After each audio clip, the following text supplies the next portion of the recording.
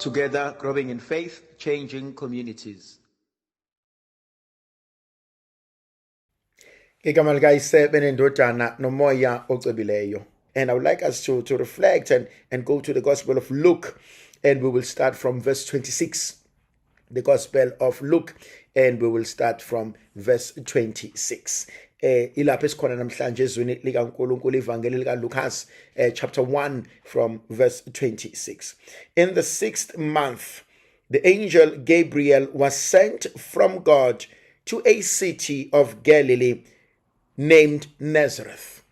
In the 6th month, the angel of the Lord Gabriel was sent from God to a city named Galilee, to a city of Galilee named Nazareth. He was sent to a virgin betrothed to a man whose name was Joseph of the house of David, and the virgin's name was Mary. This is something absolutely interesting. You remember we had just looked at the Annunciation through the eyes of Joseph, and now I would like us to look at the Annunciation through the eyes of Mary.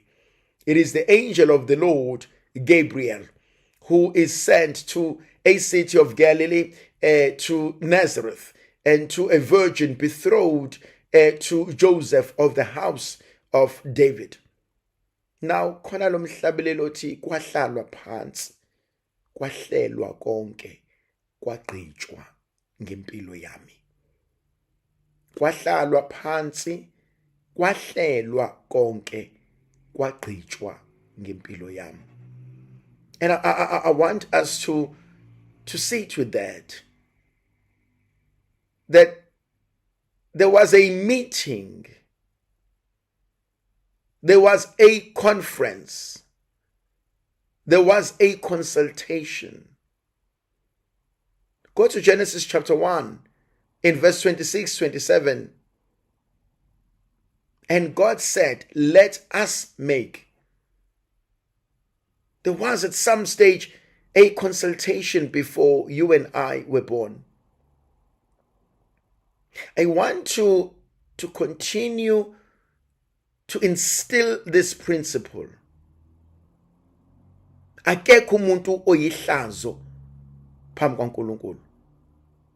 Akekho umuntu ozalwe waba yihlazo phambi kwaNkulunkulu.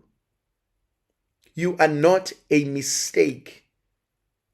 I am not a mistake. If uNkulunkulu did not want you to exist, ngabe kade sashona. I always say, ukuba uNkulunkulu bengasikhohlwa and forget about us even for a microsecond, we will all disappear. We will disappear into the unknown. Ngiyafisa ukuthi ukuyihlalele le ndaba kwahlalwa phansi, kwahlelwa konke, kwagqitshwa ngempilo yami. Kwahlalwa nje phansi uNkulunkulu wahlela wathi ngiyamfuna uSibanibani, uSibanibani ngifuna abe ukuthi nokuthi nokuthi nokuthi, uSibanibani ngifuna enze ukuthi nokuthi nokuthi nokuthi, uSibanibani ngimbizela ukuthi nokuthi. And we must never forget that. We must never forget that. Khona lento uNkulunkulu enhle, emnandi, ethandekayo ayenzile, ayenzayo empilweni yakho. And sometimes it may not make sense. Sometimes we may not fully understand. But we just need to trust God. We need to trust that the one who has begun the good work in us will bring it to fruition. There are moments in our lives when things will not make sense. There are moments in our lives when we will question God. There are moments in our lives when we will question, why am I still alive? There are moments in our lives where we will wish we were dead. But ngifuna ukutshela ukuthi kwahlalwa phansi, kwahlelwa konke, kwase kuyagqitshwa ngempilo yakho. The Lord makes no junk. And there are times when we don't want to get out of bed. There are times when we think the wall is collapsing on us. There are times when we feel nothing and no one seems to understand us. Kodwa ngiyafisa wazi, this is not the end. This is not how you bow out. This is not meant to destroy you. This is not meant to disrupt your family. There is a plan. God always has a plan for my life. I want you to write that down. God always has a plan for my life. I know that God always has a plan for my life. That's the word. I know that God always has a plan for my life. Ngiyazi uNkulunkulu unecebo ngempilo yami. I know that God has a plan for my life. I may not understand it. It may not make sense. But I know. In faith, I know that God has a plan for my life. Do I need to understand the plan? You know, if you took me and you gave me a plan that an architect has drawn and any builder must understand and execute, and you gave that to me and you asked me to execute it to the T, I will fail. Why? Because I'm not a builder. 2, I'm not an architect. So I can't read those plans that much. I can see the basics, but how to calculate how much cement goes in here, how much brick, how many bricks are going to be here, I don't know. What a week, I don't know. Same in here. I just know that God has a plan for my life. I know that God always has a plan for my life. How do I know that plan? I don't know. How do I understand that plan? I don't understand it, but I just know. In the spirit, I know that God always has a plan for me. Ngiyazi ukuthi uNkulunkulu unecebo ngami. Ngiyazi unecebo ngempilo yami. I know that. Now, there's something interesting. The angel of the Lord is sent by God. The angel of the Lord is sent by God to Mary. Very few people speak to their guardian angels. It's a principle, it's a doctrine that the church talks about. But very few people speak to their guardian angels. Very few people. Very few people. Now, we know that the angel of the Lord was sent by God. And recently I read something from St. Francis de Sales, who says, when you are bored and when you don't know what to do, he says you must always speak to your guardian angel, because your guardian angel will always want to speak to you. You must always speak to your guardian angels. One of my favorite saints is Padre Pio. He enjoyed speaking to guardian angels. Well, I'm not sure if he enjoyed it, but he often spoke to guardian angels. And so sometimes I think we've got to sit down, especially at the beginning of the day, and say, ngelo secebule kwaNkulunkulu umlondolozi wami njengoba uphezulu ngomsa wakhe wathi ngiyogcinwa nguwe kungikhanyisela ungilonda ungiphathe ungibuse. Amen. So often we need to go back to them and say, you have been sent by God as my guardian angel. What is the plan of God for me today? You know, a guardian angel is like my bodyguard. I need to sit down and say, okay, what's the route? What's the route for today? What's the plan for today? What is God asking of us today? You are prived to be with God all the time. Ask him this on my behalf. Ask him this on my behalf. We are going this way, and I'm asking that the Lord may protect us. And we must make our guardian angel work. We must give them something to do.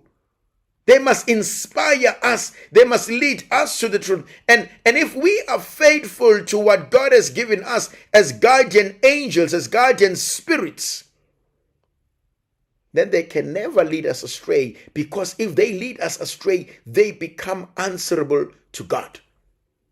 And you can never be held responsible because you trusted the instructions of your guiding spirits. And here the guardian angel goes to Mary. Here Gabriel goes to Mary. And he comes with a message from God. Verse 28. And he came to her and said, Hail, favored one.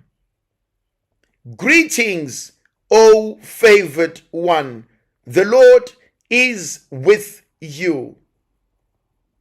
This is a beautiful yangena ingelosi yathi wena ofumene umusa inkosi inawe.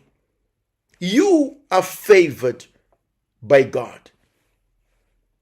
You are a favorite of God. That's you, not just Mary. Ufumene umusa. Ngifumene umusa. kuNkulunkulu. Sifumene umusa. We are favored by God. We are favored by God, and God's grace has looked upon us. His grace will locate us. His mercy will sustain us. When His grace locates us, His mercy will sustain us. Write that down for me. When His grace locates us, His mercy will sustain us. It is His grace that will locate us.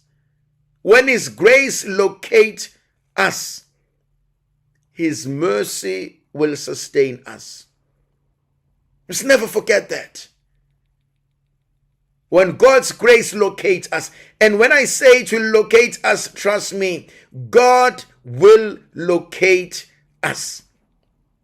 Wherever we are, there are no barriers when it comes to God. There is nothing that God cannot do. So when His grace locates us, His mercy will sustain us. There are moments when we feel so depressed. There are moments when we feel so down. There are moments when we feel beaten up. There are moments when we feel like giving up. There are moments when we are suicidal. There are moments when we want to walk away. There are moments when we want to fight. There are moments when we just want to live in chaos. Lasifuna khona umsindo to numb the pain inside of ourselves. Sometimes we sifuna umsindo. We look for chaos. We look for fights. We look for noise. Because we are hurting. We just want to numb the pain. Yabona kwesinye isikhathi umuzi umuntu eyidlela phezulu iredo. Eyidlela phezulu, and you will think ukuthi hey lo muntu uyawuthanda umsindo. No, it's not because uthanda umsindo. It's because the pain inside is just so much. And the louder the noise, the better he feels, because it numbs the pain. You know, a friend of mine, whenever he was going through a lot, and he enjoyed Mrs. Bam, because that sound was too loud, and it allowed him to numb the pain. It allowed him to numb the pain as he hears the gunshot, as he hears and gives the gunshot, and that every time will numb the pain. And some people will cut themselves, and as they cut themselves, it numbs the pain. And when the grace of God locates you, His mercy will sustain you. And I want you to know that. Whether ngiyathanda noma ngithanda,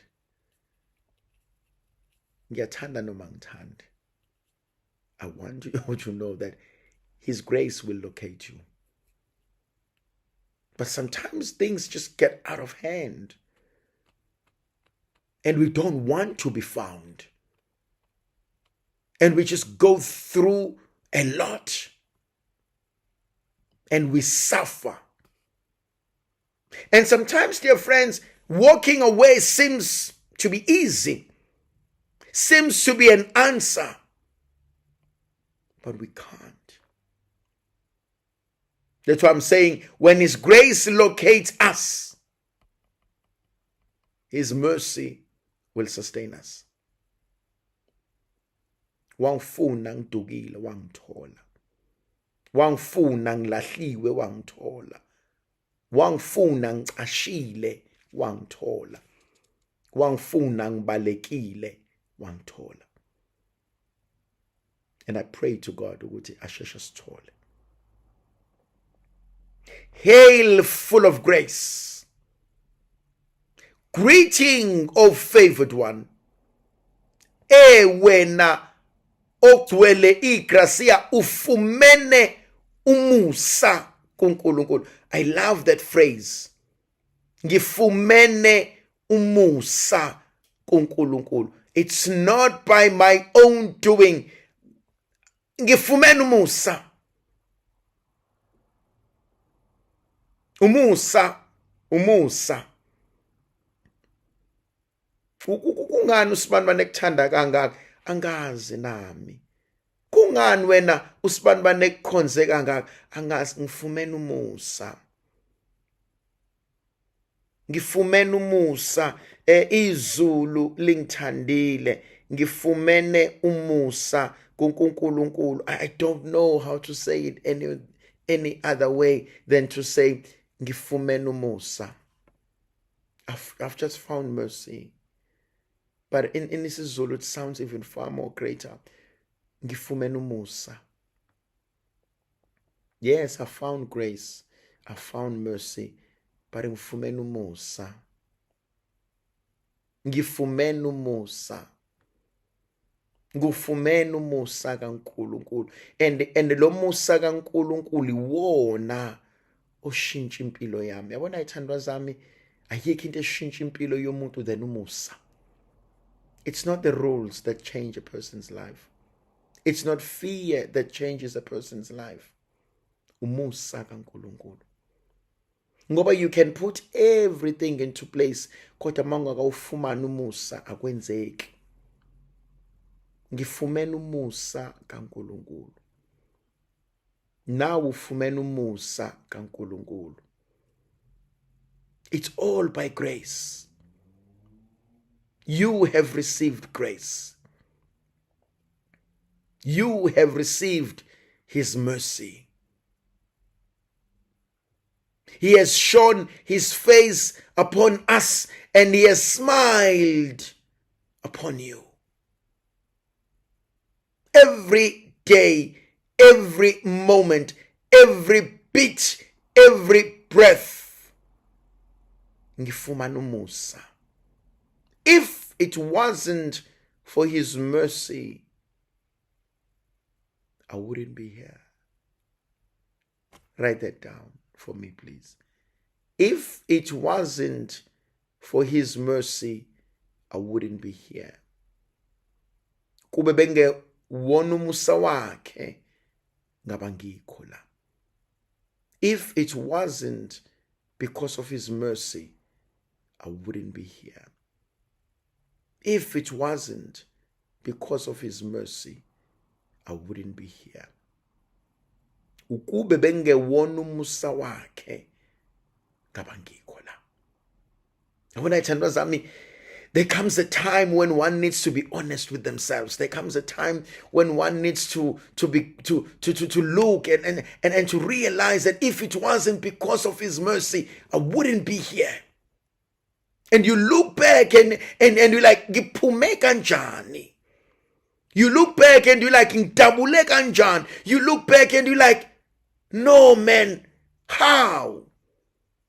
And if it wasn't because of his mercy, I wouldn't be here.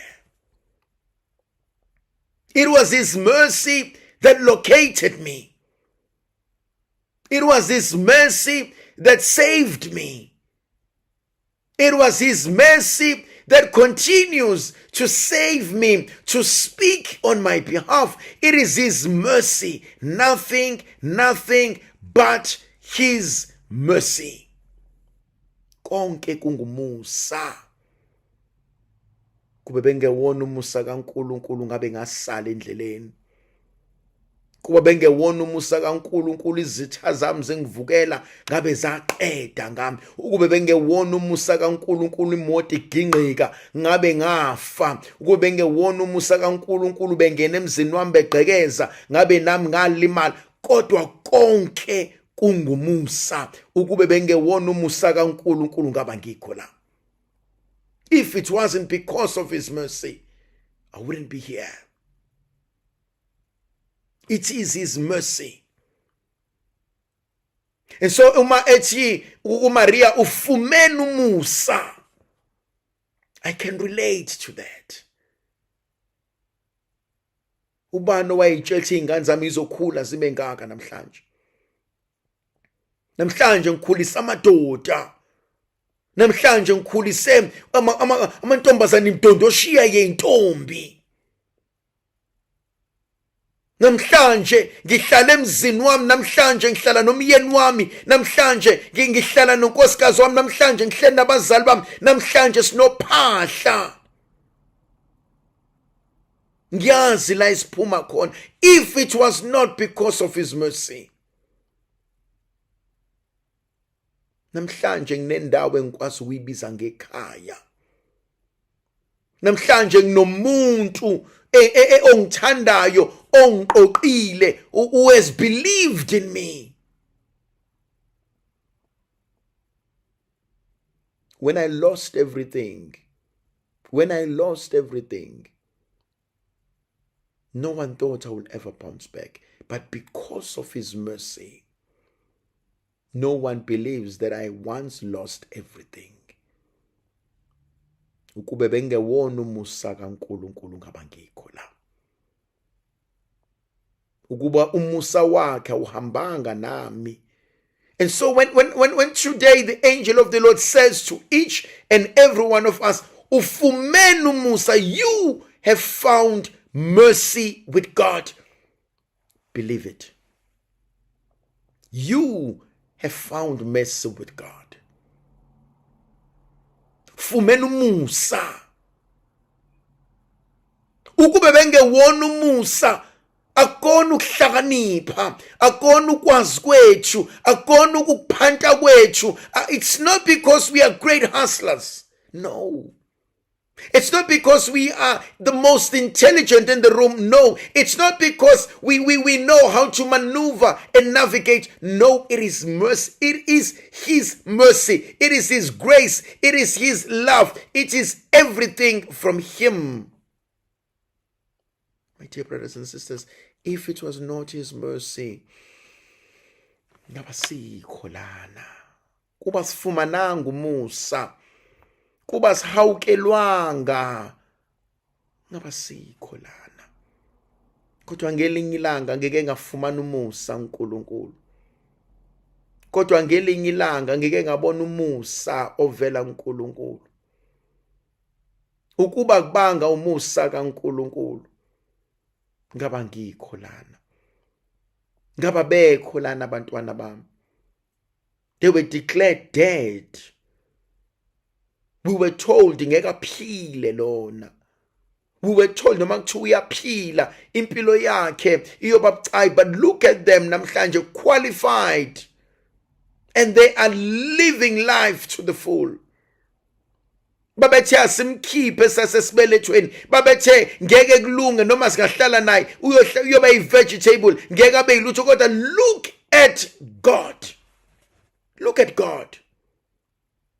Bona ithandwa zami khona abanye bethu abantu masibuka izimo esiphuma kuzona, masibuka abantwana bethu, masibuka abantu esihlala nabo, sithi thina, but look at God.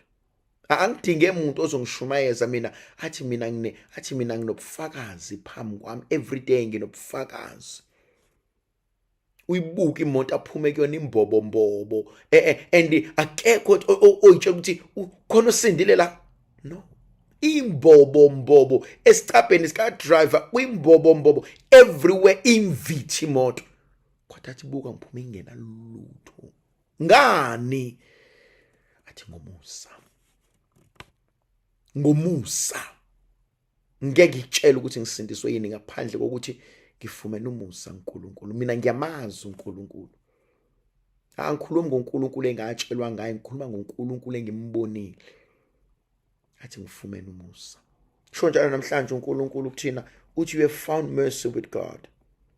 Verse 29, but she was greatly troubled at that saying, and she tried to discern what sort of greeting this might be. And the angel of the Lord said, do not be afraid. You have found mercy with God. And behold, you will conceive in your womb, and you will bear a son, and you shall call his name Jesus. He couldn't understand. Why lo muntu angibingelela kanje? Why lo muntu asondele kumina kangaka? Why lezinto zenzeka kumina?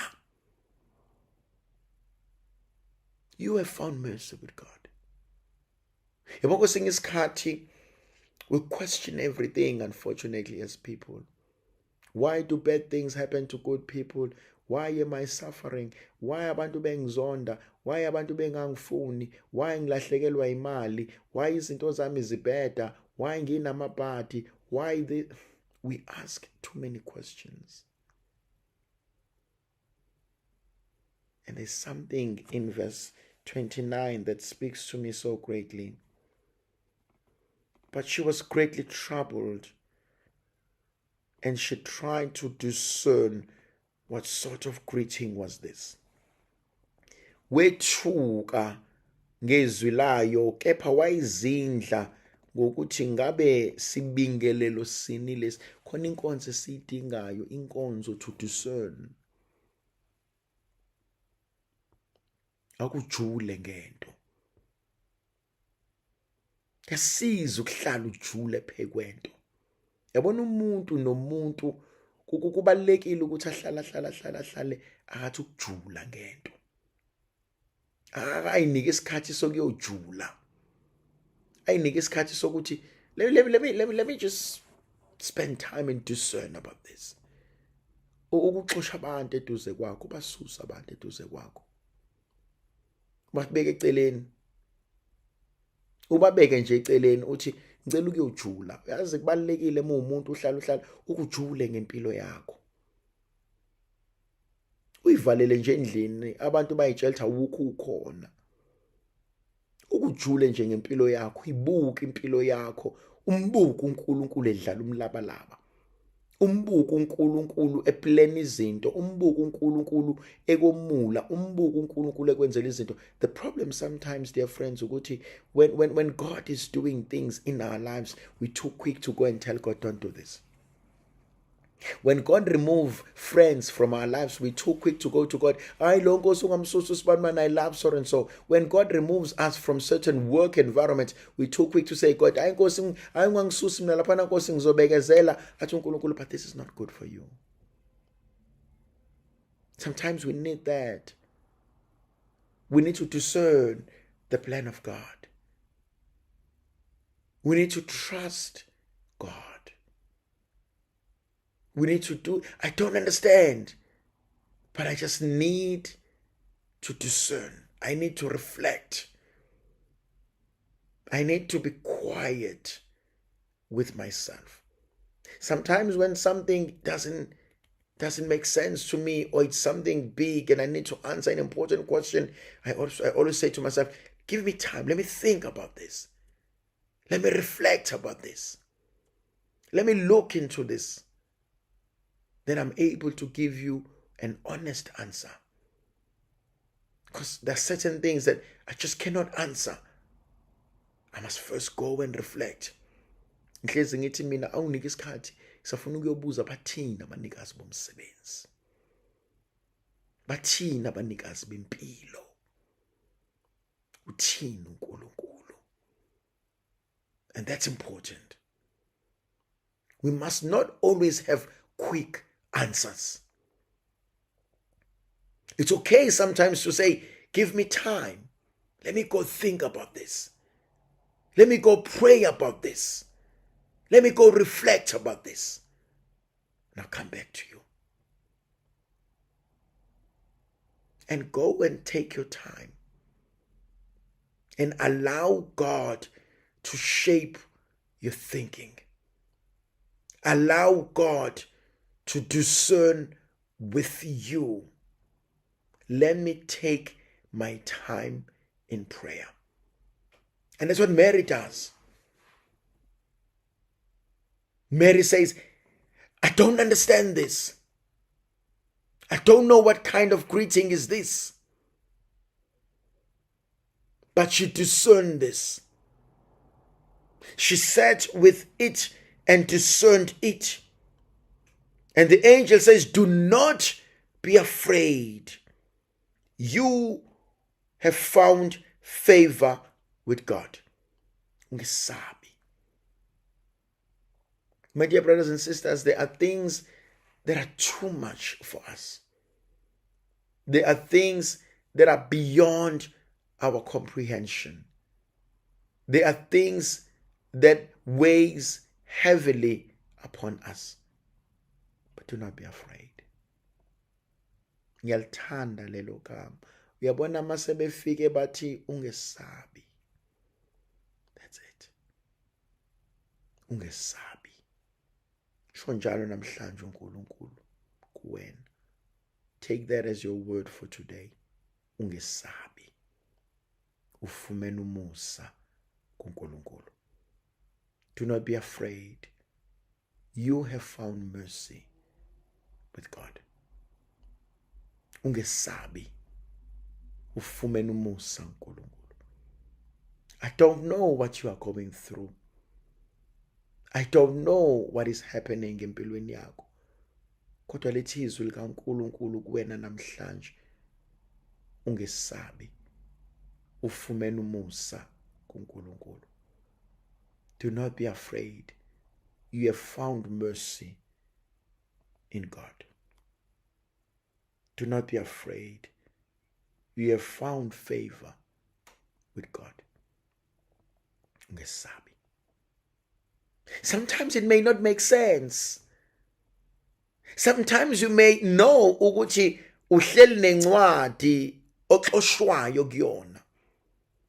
Sometimes you know uhleli nencwadi ekutshelayo ukuthi you are not coming to work next year. Sometimes uhleli nencwadi ekutshelayo ukuthi we cannot fund this anymore. Kodwa lithi izwi lanamhlanje, do not be afraid. You have found favor with God. Ungesabi. Ufumene umusa kuNkulunkulu. How is it possible ukuthi ngifumene umusa kuNkulunkulu and yet umntanami is in ICU? How is it possible ngifumene umusa kuNkulunkulu isithandwa sami sikwimorgue at death? How do you say ngifumene umusa kuNkulunkulu we are going through a divorce? How do you say ngifumene umusa kuNkulunkulu knowingly ukuthi angisenawo ama funds to move on? How do you say that? And uNkulunkulu says ungesabi. Ufumene umusa kumina. How? Because nothing is impossible with God. Nothing is impossible with God.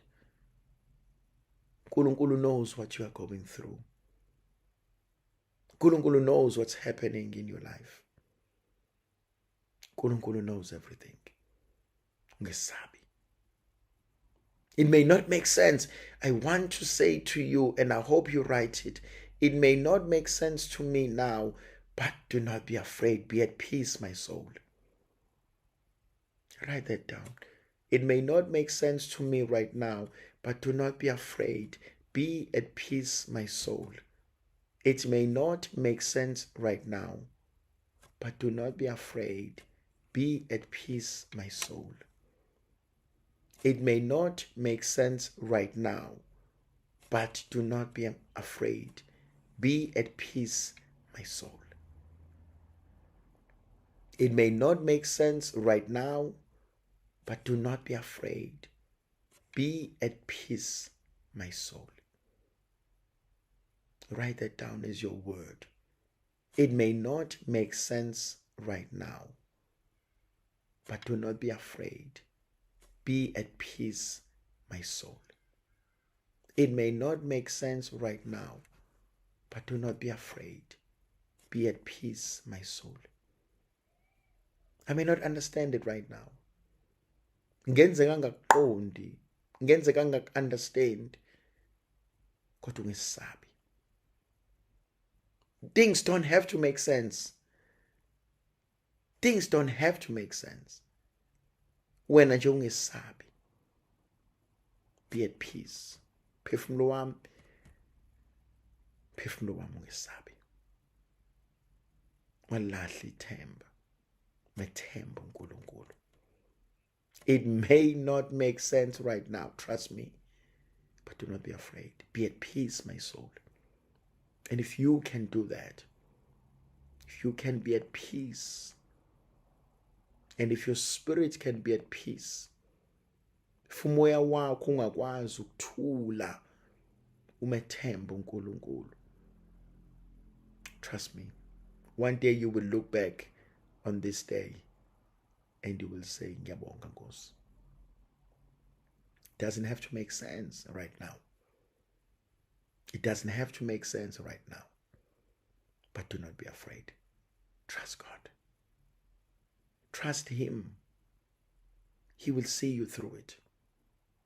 Then the angel says to Mary, you will conceive. You will bear a son and you will call him Jesus, and he will be great.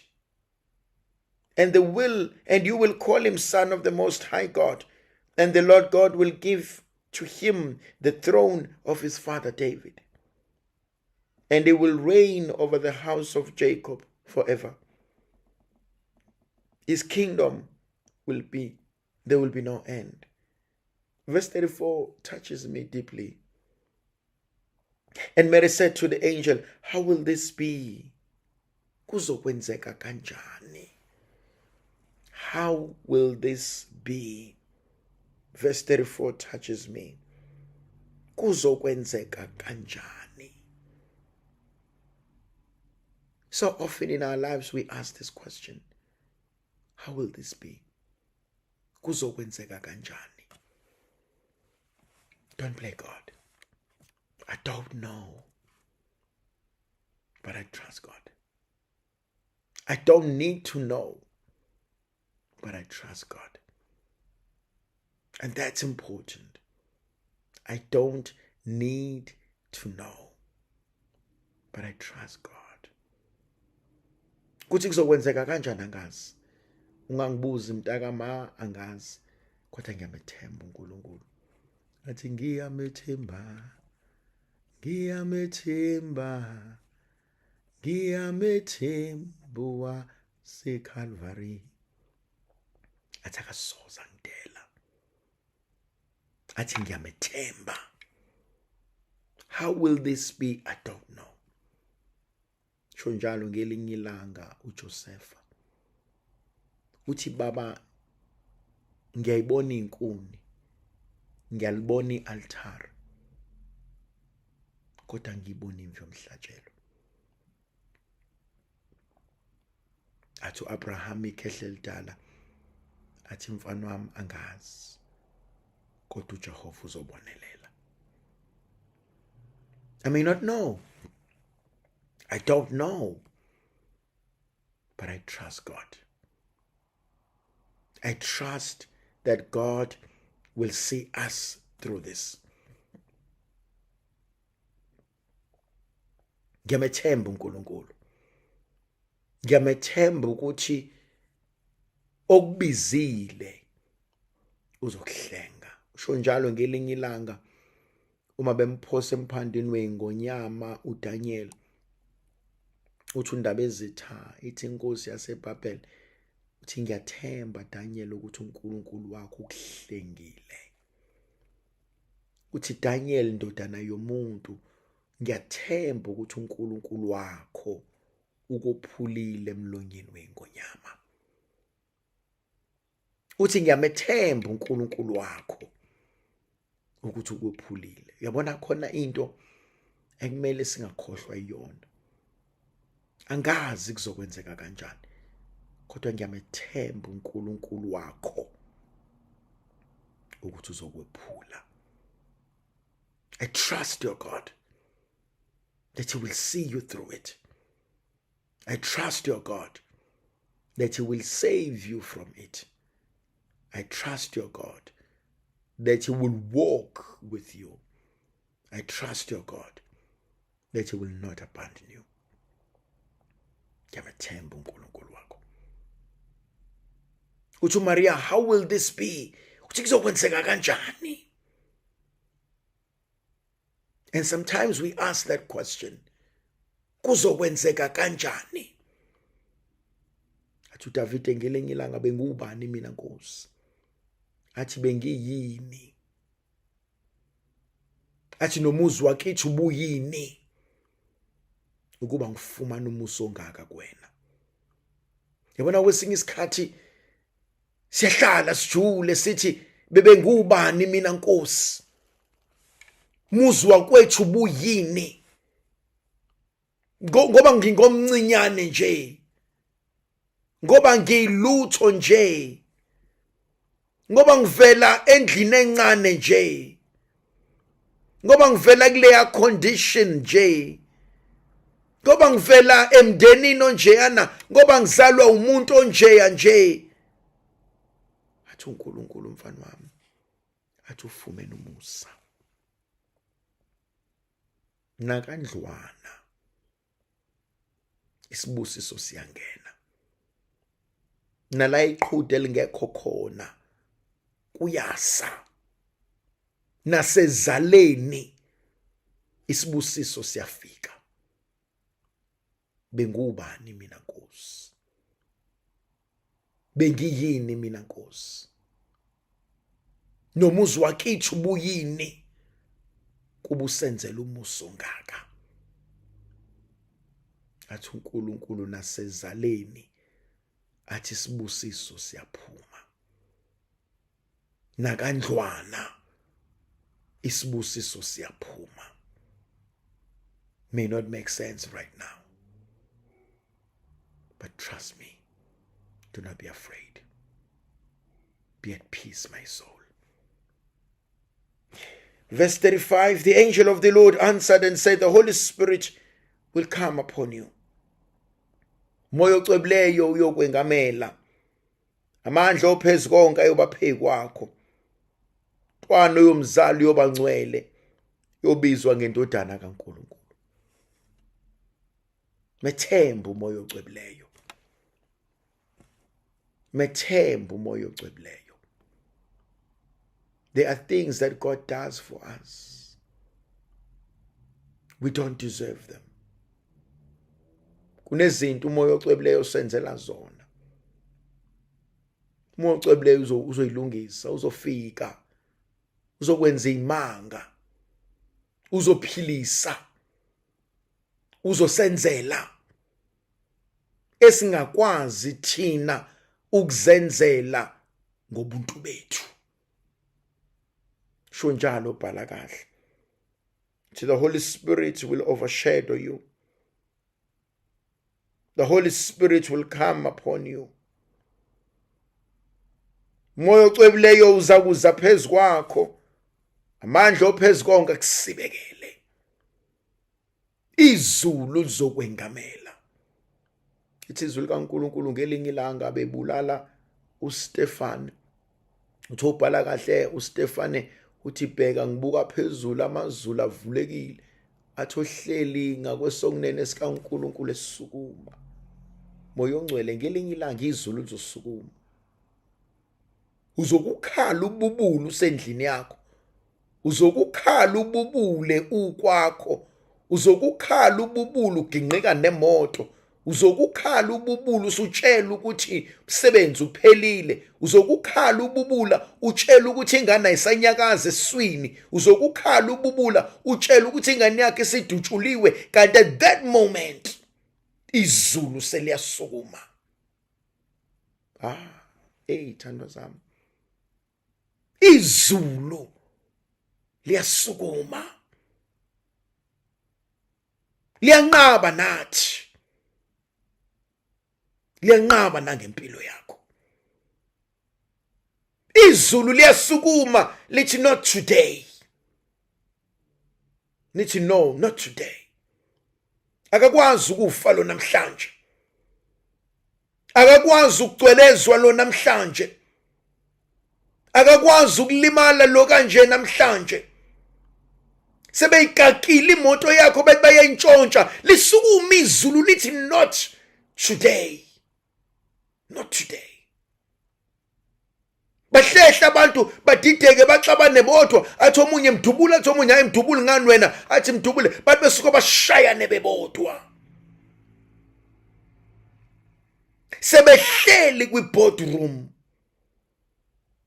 behleka bexoxa bethi siyamginqa uSibanibani, siyamxosha uSibanibani. Sebehleli ma-hearings bethi uSibanibani siyamqeda, bese kuthiwa sayineni, bese kufanele kuqhuma into eyodwa, lisukuma izulu lithi not today.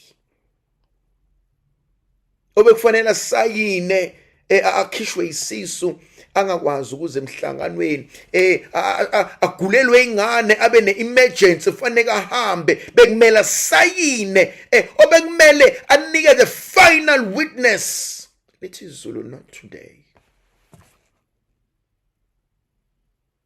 Bahambe ngoLesihlanu beyitshela ukuthi ngomsombuluko uzosayinela useve incwadi. Bafika ngomsombuluko sewuhleli, bayabuza, but kuthiwa no, new evidence has emerged. Kuthiwa no, we reflected upon this. No, we were being unfair. Lithi izulu not namhlanje. Moya ongcwele, awubhali ngani kodwa phansi uthi not today. Lithi izulu liyanqaba nami. Lithi no, not namhlanje. Izulu liyanqaba nami, lithi not today. Not to my child, not today. Bonke sebethe no, we done. Sebeconfirmile, sebesendelana ama-WhatsApp, bahleka bathi hayi the deal is signed. Sebethe hayi khuleka, is going to be served. Hayi khuleka usezotshelwa. Hayi khuleka se repossessile into zakhe. Hayi khuleka lithi izulu not today. Seyiphumile instruction kwathi uhamba nomshayo uSibanibani, kodwa izulu linqabe. Moya ongcwele, hey.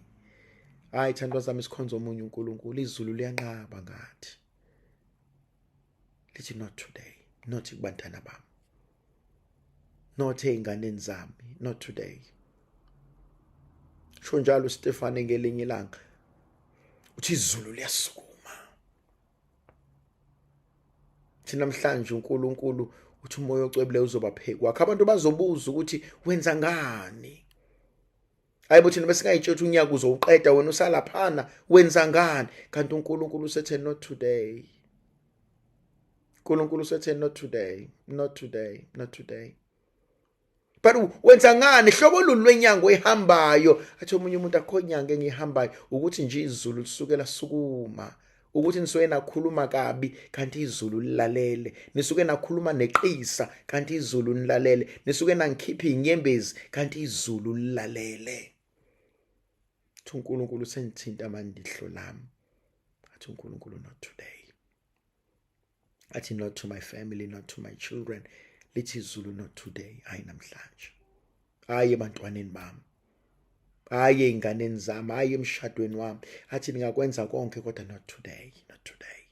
Uyawumuza umuntu umuya kuyena uthi not namhlanje mntakamani, no angikho right, not namhlanje. Mhlawumbe sobe siyixoxe lento but ngicela not namhlanje. Uqhubeke wena, my God, uzohlangana nemambi phambana nomhluzi ebhuti elona emgodini. Athi ngithe nje not today, waqhubeka nenkani wena. Uyohlangana nemambi phambana nomhluzi. Athi not today. Athi not today. Athi usuthinta ihlo lami. I'm the apple, you are the apple of God's eye. You must never forget that. Ngakho izwi likaNkulunkulu namhlanje lithi verse 36, and behold, your relative Elizabeth in her old age has also conceived, for this is the 6th month with her on whom was called a barren. I like that. It is the 6th month that the angel of the Lord goes to Mary in verse 26. It is the 6th month of Elizabeth's pregnancy in verse 36, exactly 10 verses apart. Both share 6 months. It is the 6th month that the angel comes to Mary. It is 6 months of pregnancy in Elizabeth. But I like something beautiful. Wayibizwa ngenyumba. uNkulunkulu wemangaliso. uNkulunkulu wemhlola. They will label you and God will take away the label. But in ngiyawuthanda verse 37, athi for nothing will be impossible to God. Verse 37, nothing will be impossible to God. Ngokuba kukho lutho olungenzeke kuNkulunkulu. Ngiyafisa uyikhumbule leyo nto. Akukho ongenzeki kuNkulunkulu. Akukho ongenzeki kuNkulunkulu. Noma kuthiwa sebekulabele bathini, let them label you. Let them insult you. Let them say things about you. Let them try to do things on you. But nothing is impossible with God. Nothing is impossible with God. I love verse 38. And Mary said, behold, I am the handmaid of the Lord. Let it be to me according to your word. Bheka ngincikazi yenkosi, akwenzeke kimi njengokusho kwakho. Bheka ngincikazi yenkosi, akwenzeke kimi njengokusho kwakho. Sekwenzeke konke ithandwa zami kunale nkonzo evukayo kumina. Sebekhulume bonke abantu kunale nkonzo evukayo kumina ukuthi bheka ngincikazi yenkosi. I am the servant of the Lord. Noma bangathina abantu, bheka ngincikazi yenkosi. Submission to the will of God. Submission to his holy plan. Submission in accepting ukuthi uNkulunkulu kunento enhle ayenzayo nangifunela yona empilweni yami. Nothing else. Behold, I am the servant of the Lord. Hlala kuleyo nkonzo. Mina ngizohlala enkosini, uyena ozongihlelela.